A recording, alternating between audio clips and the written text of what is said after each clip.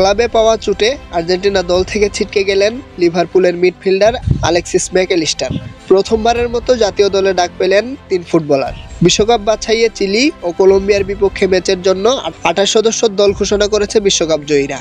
বাংলাদেশ সময় শনিবার সকালে আর্জেন্টিনা দলের সামাজিক মাধ্যমে দল ঘোষণায় ছিল নতুনত্ব। গত 7 মার্চ ঘূর্ণিঝড়ে ক্ষতিগ্রস্ত দেশটির বাহিয়া ব্লাস্কা শহরের প্রতি সংহতি জানিয়ে বানানো বিশেষ ভিডিওতে দলে থাকা খেলোয়াড়দের নাম ঘোষণা করেন বিভিন্ন শ্রেণী, পেশা ও বয়সের মানুষ।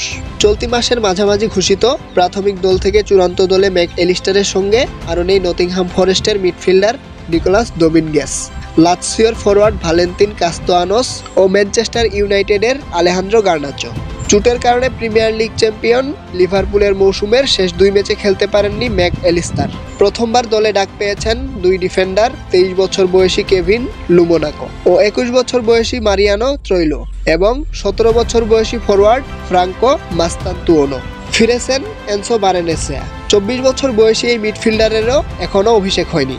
4 জনের সামনেই তাই প্রথমবারের মতো জাতীয় দলের জার্সিতে খেলার হাতছানি।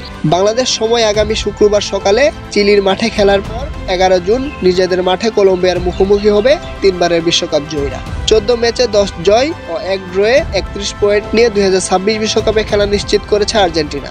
লাতিন আমেরিকা অঞ্চলের বাছাই পর্বে 20 পয়েন্ট নিয়ে 6 নম্বরে আছে কলম্বিয়া, 10 পয়েন্ট নিয়ে 10 দলের মধ্যে সবার নিচে চিলি। এই অঞ্চল থেকে শীর্ষ 6 দল সরাসরি বিশ্বকাপের টিকিট পাবে।